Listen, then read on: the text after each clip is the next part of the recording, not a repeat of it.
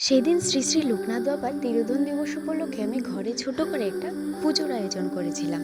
অনেকদিন ধরেই কোনো ভিডিও পোস্ট করছি না, তাই ভাবলাম চলো এই ভিডিওটা পোস্ট করাই যাক।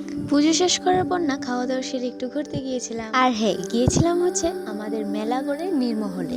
নীরমহল হলো প্রাক্তন রাজকীয় প্রাসাদ, যা ত্রিপুরার রাজা বীর বিক্রম কিশোর মাণিক্য বাহাদুর 1930 সালে রুদ্রসাগর হ্রদের মাঝখানে নির্মাণ করেছিলেন এবং 1938 সালে এর নির্মাণ কার্য সম্পূর্ণ হয়েছিল। চলো বাদ দাও, এটা হলো আমার মেজদি আর ওর বর।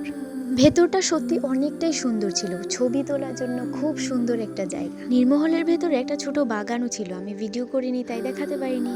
ঘুরতে ঘুরতে কখন যে 30 মিনিটটা শেষ হয়ে গেল যেটা বুঝতেই পারিনি। আমরা উপরে যাওয়ার সুযোগই পাইনি, নিচেই সময় কাটিয়ে ফেললাম। তারপর 30 মিনিট শেষ হয়ে যাওয়াতে আমরা ঘাটে চলে আসি। তো চলো আজকের মতো টাটা।